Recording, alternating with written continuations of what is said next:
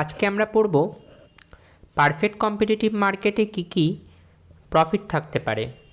কি প্রফিট থাকতে পারে মানে পারফেক্ট কম্পিটিটিভ মার্কেটে আমরা জানি যে সুপার নর্মাল প্রফিট থাকতে পারে, নর্মাল প্রফিট থাকতে পারে এবং মিনিমাম লসেসও থাকতে পারে। তাছাড়া আমরা দেখেছি যে লং রানে পারফেক্ট কম্পিটিটিভ মার্কেটে নর্মাল প্রফিট থাকে। এবার এই ক্লাসটা অলরেডি একবার হয়ে গেছে, আমি আজকের ক্লাসটা অন্য একটা অ্যাপ্রোচে নেব।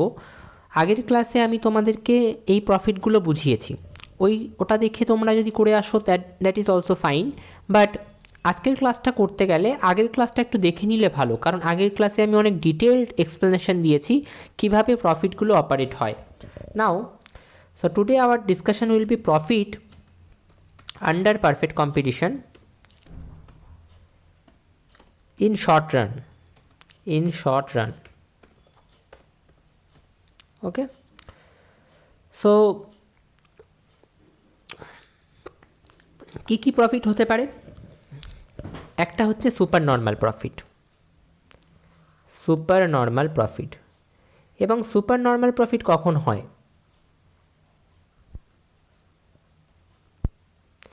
সুপার নর্মাল প্রফিট তখনই হয় যখন টোটাল রেভিনিউ টোটাল কস্টের থেকে বেশি হয়। এটা আমরা অলরেডি আগের ক্লাসে করেছি, কিন্তু আজকের ক্লাসে আমি তোমাদেরকে অ্যাডিশনাল কি করাবো, আমি তোমাদেরকে দেখাবো যে সুপার নর্মাল প্রফিট অ্যাকচুয়ালি তখন হয় যখন অ্যাভারেজ রেভিনিউ অ্যাভারেজ কস্টের থেকে বেশি হয়। এটার অ্যাপ্রোচ একটা, এটাও একটা অ্যাপ্রোচ, দুটোর মধ্যে তুমি যেটা করবে সেটাই সঠিক। দুটো অ্যাকচুয়ালি একইভাবে করা হয়। টোটাল রেভিনিউকে কিউ দিয়ে ডিভাইড করে দিলে আর টোটাল কস্টকে কিউ দিয়ে ডিভাইড করলে এই অ্যাপ্রোচটা চলে আসে, average revenue greater than average cost. তো আজকে আমরা এই অ্যাপ্রোচটা দিয়ে দেখব যে কীভাবে সুপার নর্মাল প্রফিট হয়। আজকে আমরা এই অ্যাপ্রোচটা নিয়ে আলোচনা করব না, total revenue greater than total cost এই অ্যাপ্রোচটা নিয়ে আজকে আমরা আলোচনা করব না। Next, normal profit. Normal profit কখন হয়? আমরা আগের দিনের ক্লাসে দেখেছি নর্মাল প্রফিট হয় যখন টোটাল রেভিনিউ আর টোটাল কস্ট সমান হয়, কিন্তু আজকে আমরা সেই আইডিয়াটা নিয়ে কথা বলবো না। আজকে আমরা কথা বলবো যে নর্মাল প্রফিট তখন হয় যখন অ্যাভারেজ রেভিনিউ অ্যাভারেজ কস্টের সমান হয়।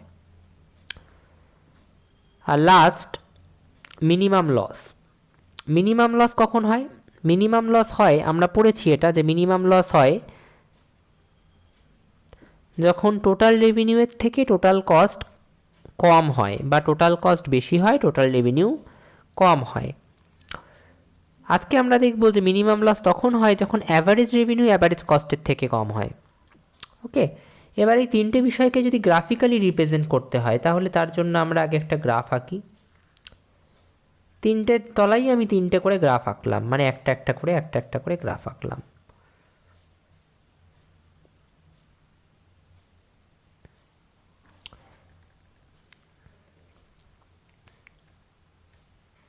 ওকে, আর এপাশে আর একটা গ্রাফ এঁকে নিই। এক্স অ্যাক্সিসে আমি কি নেব? এক্স অ্যাক্সিসে তিনটে গ্রাফেই আমি নেব হচ্ছে কোয়ান্টিটি। আর ওয়াই অ্যাক্সিসে আমি কি নেব? ওয়াই অ্যাক্সিসে আমি নেব হচ্ছে, দেখো ওয়াই অ্যাক্সিসে প্রথম কথা আমাকে রেভিনিউ আর কস্ট নিতে হবে, তো রেভিনিউয়ের মধ্যে টোটাল রেভিনিউ ওয়াই অ্যাক্সিসে নিতে হবে, টোটাল রেভিনিউ নিতে হবে না, সরি, অ্যাভারেজ রেভিনিউটাকেও আমাকে ওয়াই অ্যাক্সিসে নিতে হবে, অ্যাভারেজ কস্টটাকেও নিতে হবে, average revenue average cost, marginal কস্টকেও নিতে হবে, মার্জিনাল রেভিনিউকে নিতে হবে। তো সব কিছুকেই ওয়াই অ্যাক্সিসে আমাদের নিতে হবে। যখন যেটার প্রয়োজন হবে সেই রেসপেক্টে আমরা গ্রাফটা আঁকবো। এই গ্রাফগুলো কীভাবে আঁকা হয়, average revenue average cost, marginal revenue marginal কস্টের গ্রাফ কীভাবে আঁকা হয়, এগুলো আমি অলরেডি প্রিভিয়াস ভিডিওতে ডিসকাস করেছি। তো আমি আর অত ঝামেলা করে এখানে AR slash AC slash MR slash MC লিখছি না, আমি এক্স ওয়াই অ্যাক্সিসে খালি লিখে দিলাম রেভিনিউ আর কস্ট।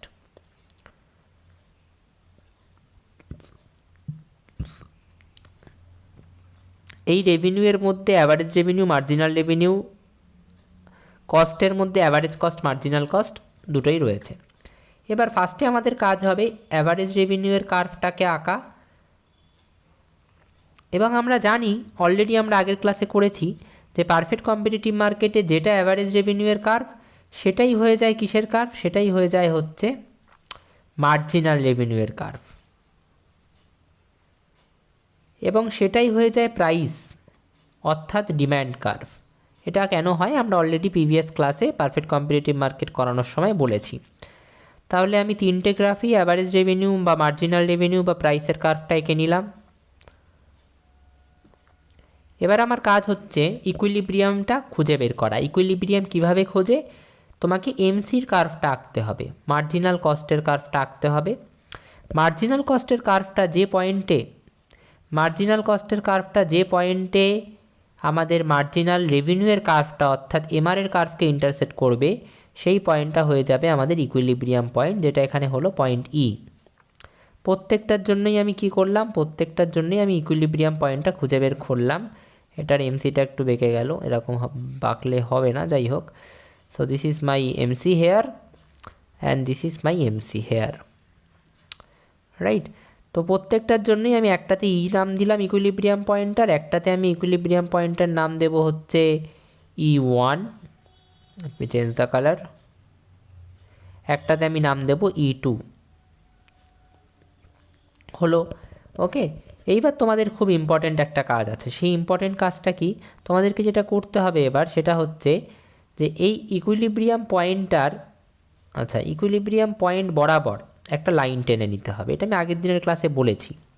এই লাইনটা একটু উপরেও টানবে, একটু নিচেও টানবে, সোজা একটা স্ট্রেট লাইন স্কেল ধরে corresponding to the equilibrium point বা ইকুইলিব্রিয়াম পয়েন্ট বরাবর সোজা স্কেল ধরে লাইনটা কিছুটা উপরেও টানবে, কিছুটা নিচেও টানবে। তিনটে গ্রাফের জন্যই এটা করো।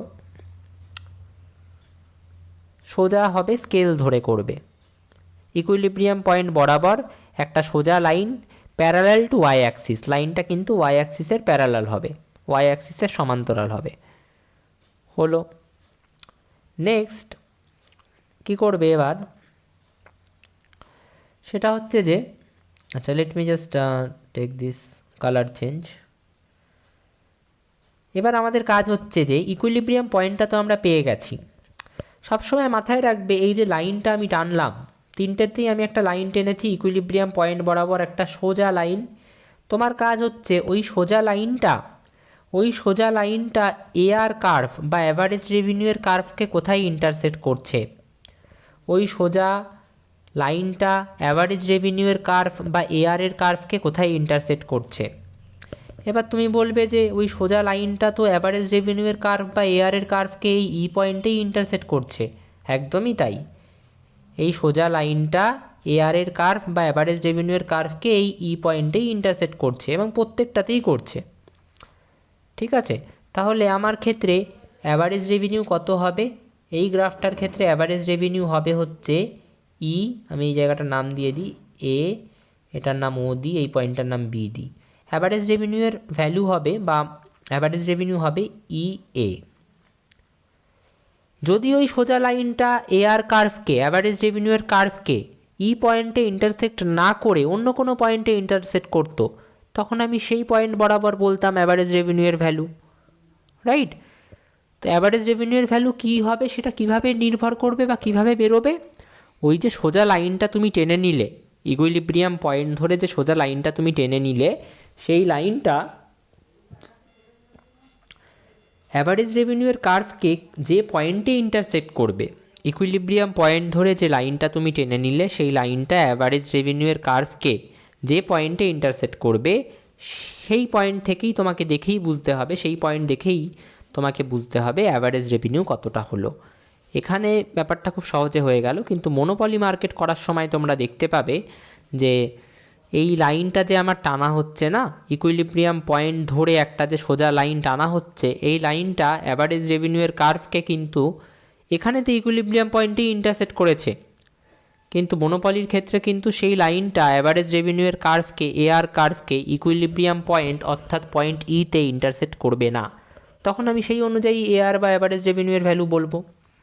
এখানেও অ্যাভারেজ রেভিনিউয়ের ভ্যালু কি লিখে নাও, এখানেও অ্যাভারেজ রেভিনিউয়ের ভ্যালু হচ্ছে E1, এটার আমি নাম দিয়ে দিই বি, না বি দেবো না, সি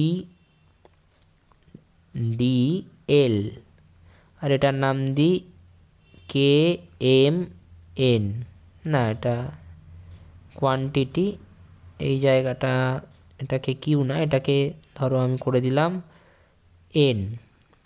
ঠিক আছে, তাহলে এই জায়গায় অ্যাভারেজ রেভিনিউ কী হবে, ইসি, আর এই জায়গায় অ্যাভারেজ রেভিনিউ কী হবে হচ্ছে ই টু, এটা ইসি না, এটা E1C, আর এটা হচ্ছে E2N।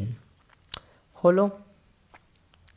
নাও অ্যাভারেজ রেভিনিউটাকে এও বলতে পারি, এই ক্ষেত্রে ফার্স্ট ছবিতে এও বলতে পারি, আবার বিও বলতে পারি, একই তো ব্যাপার, এ যা বিও তো তাই, তো বিও বলতে পারি।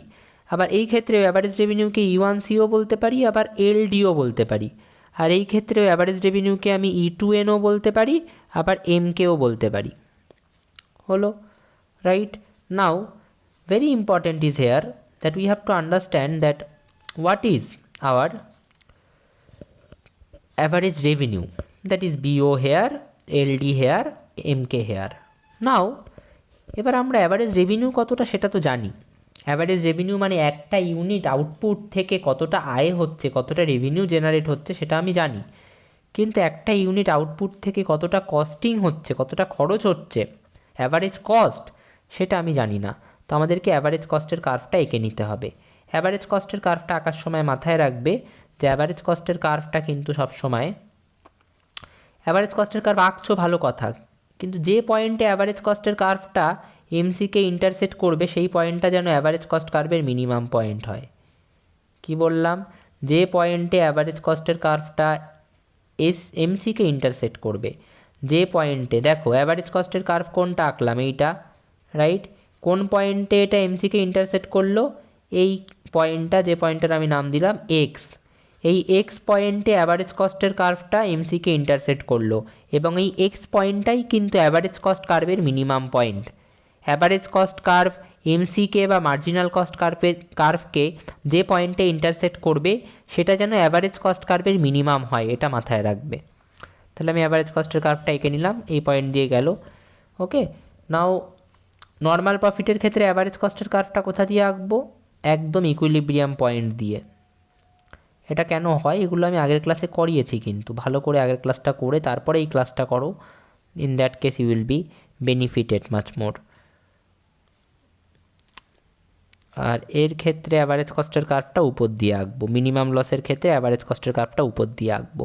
অ্যাভারেজ কস্টের কার্ভটা বিভিন্ন জায়গা দিয়ে আঁকলাম, কিন্তু একটা কথা কিন্তু মাথায় রাখলাম সবসময়, যে অ্যাভারেজ কস্টের কার্ভ যখনই এমসিকে ইন্টারসেক্ট করলো ওটা ওর মিনিমাম পয়েন্ট হয়ে গেল।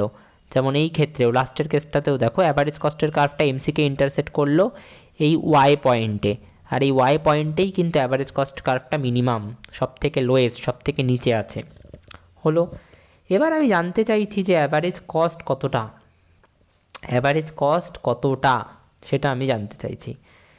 ওকে, তো অ্যাভারেজ কস্ট কতটা সেটা যদি আমি জানতে চাই, তাহলে আমাকে দেখতে হবে যে অ্যাভারেজ কস্টের কার্ভটা, এই যে সোজা একটা লাইন টেনেছিলাম ইকুইলিব্রিয়াম পয়েন্ট বরাবর, corresponding to the level of equilibrium or corresponding to the level of equilibrium, corresponding to the point of equilibrium, যে সোজা লাইনটা আমি টেনেছি dot dot dot dot dot dot dot dot dot dot দিয়ে যে লাইনটা টেনেছি তিনটে ছবিতেই, সেই লাইনটা এসি কার্ভ, অ্যাভারেজ কস্টের কার্ভকে কোথায় ইন্টারসেক্ট করলো, সেই লাইনটা এসি কার্ভ বা অ্যাভারেজ কস্টের কার্ভকে কোথায় ইন্টারসেক্ট করলো সেটা আমাকে খুঁজে বের করতে হবে। সেটা আমাকে কি করতে হবে? খুঁজে বের করতে হবে। তো আমি দেখতে পাচ্ছি সেই লাইনটা, কোন লাইনটা? এই অ্যাভারেজ কস্টের এই ইকুইলিব্রিয়াম বরাবরের লাইনটা আমাদের অ্যাভারেজ কস্ট কার্ভকে এই পয়েন্টে ইন্টারসেক্ট করেছে, যে পয়েন্টের আমি নাম দিলাম হচ্ছে সাপোজ জেড। তাহলে আমার অ্যাভারেজ কস্ট কত হবে? অ্যাভারেজ কস্ট হবে হচ্ছে, আমি এখানে লেখার জায়গা আছে, হ্যাঁ অবশ্যই আছে, অ্যাভারেজ কস্ট হবে হচ্ছে, আমি কালো পেন দিয়েই লিখব, এ জেড। কত হলো? A Z. এখানে দেখো অ্যাভারেজ কস্ট কতটা, কি করে বুঝবো? অ্যাভারেজ কস্টের কার্ভটা ওই ইকুইলিব্রিয়াম পয়েন্ট বরাবর যে সোজা দাগটা বা লাইনটা টেনেছি সেই লাইনটাকে কোথায় ইন্টারসেক্ট করেছে? তো এখানে এই ক্ষেত্রে একমাত্র E1 পয়েন্টেই ইন্টারসেক্ট করেছে। অ্যাভারেজ কস্টের কার্ভটা ওই ইকুইলিব্রিয়ামের লাইনটাকে E1 পয়েন্টেই ইন্টারসেক্ট করেছে। তাহলে এই ক্ষেত্রে আমাদের অ্যাভারেজ কস্ট কত? E1C। আর এক্ষেত্রে অ্যাভারেজ কস্টের কার্ভটা ইকুইলিব্রিয়ামের লাইনকে কোথায় ইন্টারসেক্ট করেছে? কোন পয়েন্টে? ভালো করে লক্ষ্য করো, এই পয়েন্টে।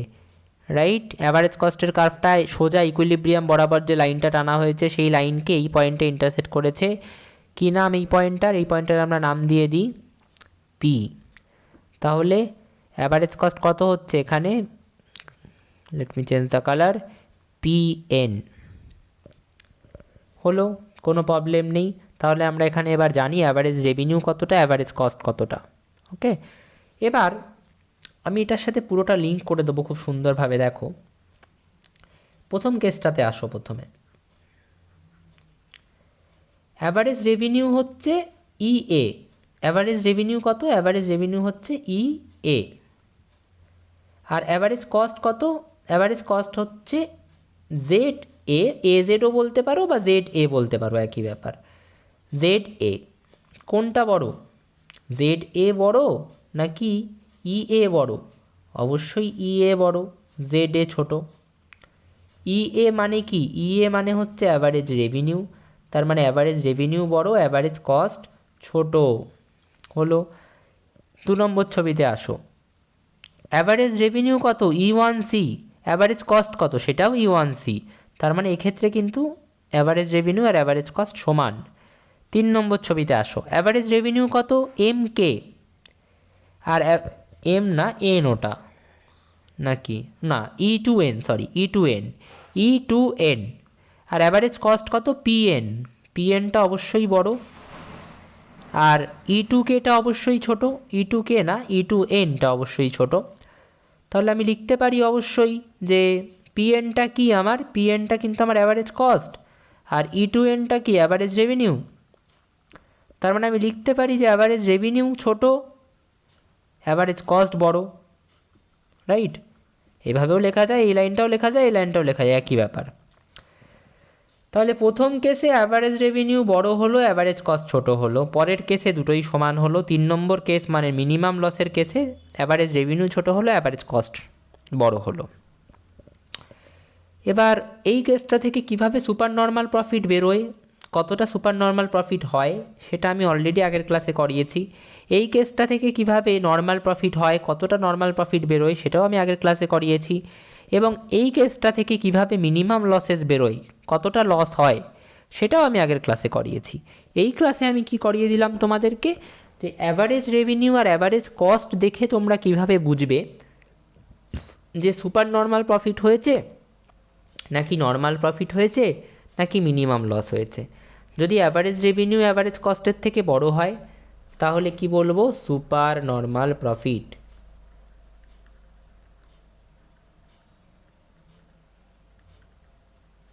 যদি অ্যাভারেজ রেভিনিউ অ্যাভারেজ কস্টের সমান হয় তাহলে বলবো নর্মাল প্রফিট। আর যদি অ্যাভারেজ রেভিনিউ অ্যাভারেজ কস্টের থেকে ছোট হয় তাহলে আমরা বলবো লস, মিনিমাম লস।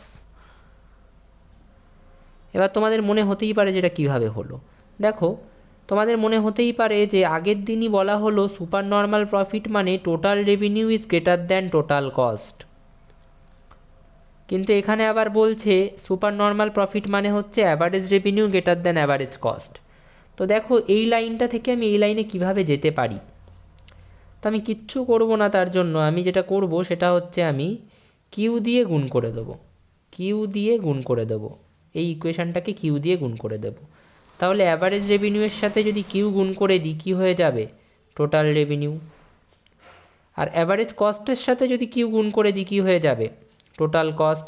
তাহলে অ্যাভারেজ রেভিনিউয়ের সাথে যদি আমি ছিল কি, ইকুয়েশানটা ছিল হচ্ছে average revenue greater than average cost. যদি বোথ সাইডে কিউ গুণ করে দেওয়া হয় তাহলে কি হয়ে যাবে? Average revenue into Q greater than average cost into Q. তার মানে অ্যাভারেজ রেভিনিউ ইন্টু কিউ কী হয়ে গেল? টোটাল রেভিনিউ, কোয়ান্টিটি দিয়ে গুণ করলাম। অ্যাভারেজ কস্ট ইন্টু কিউ কী হয়ে গেল? Total cost. তাহলে হয়ে গেল তো total revenue into total cost. আর এইটা মানেই তো বলেছিলাম সুপার নর্মাল প্রফিট। তাহলে কিভাবে average revenue greater than average cost হলেও সুপার নর্মাল প্রফিট হচ্ছে, এবং আগের দিন তো বলেইছিলাম total revenue greater than total cost হলে সুপার নর্মাল প্রফিট হয়। দুটো কীভাবে রিলেটেড এবং দুটো কীভাবে লিঙ্কড আশা করি বোঝা গেল। সিমিলারলি এই কেসে আমি তোমাদেরকে বলেছিলাম যে টোটাল রেভিনিউ আর টোটাল কস্ট সমান হলে নর্মাল প্রফিট হয়। আজকে কি বলছি? অ্যাভারেজ রেভিনিউ আর অ্যাভারেজ কস্ট সমান হলে নর্মাল প্রফিট হয়। কিভাবে? কিছুই না, অ্যাভারেজ রেভিনিউ আর অ্যাভারেজ কস্টের এই যে ইকুয়েশানটা বোথ সাইডে কিউ দিয়ে গুণ করে দাও। তাহলে কি হয়ে যাবে, এটা টোটাল রেভিনিউ আর এটা হয়ে যাবে total cost. So this is my normal profit. আর লাস্ট যেটা, সেটা হচ্ছে